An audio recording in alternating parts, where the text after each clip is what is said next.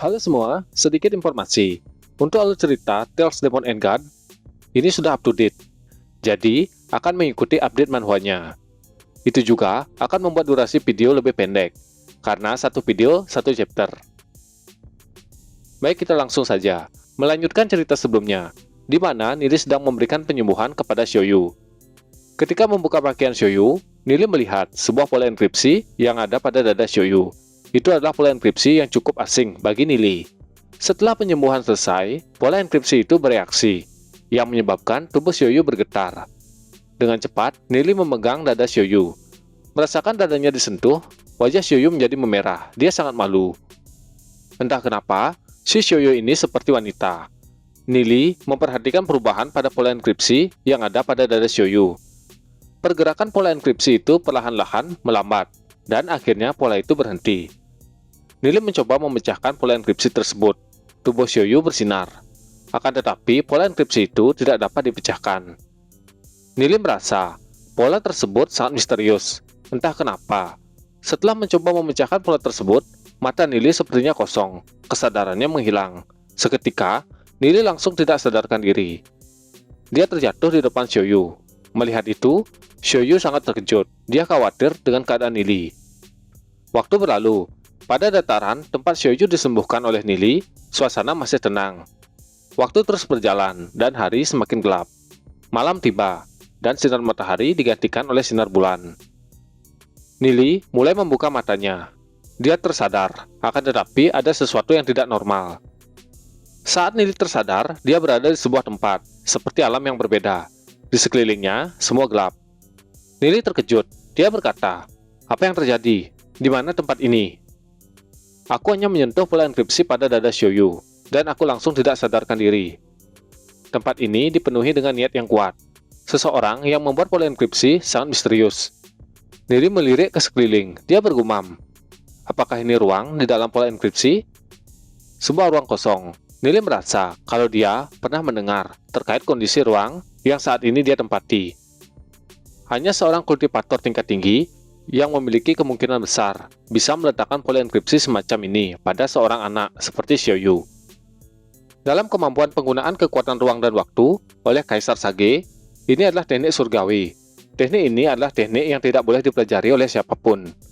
Jika mereka ditemukan, Kaisar Sage akan mengejar dan mencari mereka sampai ke ujung dunia. Bahkan, jika teknik ramalan langit tidak boleh dipraktekkan, masih banyak orang yang memiliki keinginan luhur yang melestarikan dan mewariskan teknik tersebut. Oleh sebab itu, masih banyak orang yang mengetahui teknik tersebut. Dikatakan bahwa teknik ramalan langit dapat memungkinkan seseorang mendaki dao surgawi dan memecah segel ruang dan waktu yang ditempatkan oleh Kaisar Sage. Namun, begitu banyak orang yang mempelajari teknik tersebut. Ketika mereka mencapai tingkat tertentu, mereka akan ditemukan oleh Kaisar Sage. Setelah itu, hanya kematian yang menunggu mereka. Oleh sebab itu, sepanjang sejarah, hanya ada orang kuat yang cukup untuk membuat kekosongan. Mereka semua telah mencapai kekuatan besar dan telah mencapai ketinggian yang tidak terbayangkan. Sampai tingkat tertentu, mereka semua cukup kuat untuk melawan Kaisar Sage. Sebuah suara terdengar dalam ruang kosong tersebut. Suara itu mengatakan, sebelum dia meninggal, dia meletakkan susunan spiritual kekosongan ini di atas tubuh putrinya. Mendengar perkataan itu, Nili merasa bingung. Siapa yang dia maksud putrinya? Suara itu kembali muncul. Namun, itu sudah terjadi jutaan tahun yang lalu. Konfrontasiku dengan Kaisar Sage berakhir dengan kejatuhanku. Untuk melindungi putri satu-satunya, aku mengirimnya melalui ruang dan waktu dengan teknik rahasia. Dan dia bisa tiba di masa yang sekarang. Itu berjarak beberapa juta tahun. Nili kembali bertanya, "Putrimu?" Suara itu kembali terdengar.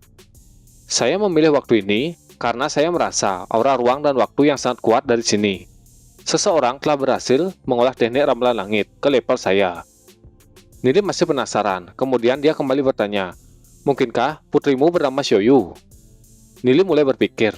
Dia memikirkan apakah Xiaoyu ini adalah seorang wanita, tapi dia tidak berpenampilan seperti wanita. Itu pasti tidak benar. Aku baru saja mengkonfirmasi bahwa dia adalah seorang anak laki-laki.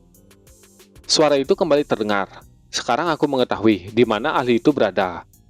Saya benar-benar merasakan aura ruang dan waktu yang kuat darimu. Mendengar pernyataan itu, Nili bergumam. Tubuhku memiliki aura ruang dan waktu. Apakah itu sisa-sisa dari buku roh iblis kuno? Nili bertanya kepada pemilik suara tersebut.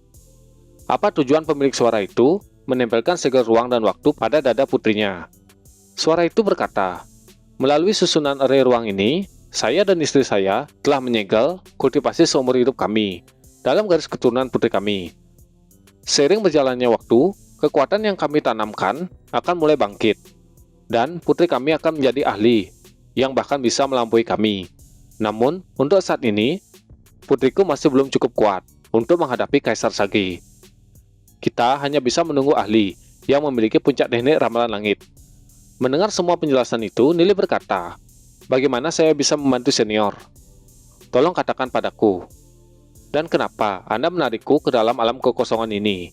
Suara itu menjawab, aku tidak mengetahui asalmu, tapi aku bisa merasakan kalau kau memiliki hubungan yang tidak biasa dengan putriku. Mendengar itu, Nili menggaruk kepalanya. Dia tertawa dan berkata, kita hanya dekat, seperti seorang saudara. Maksudku, teman baik.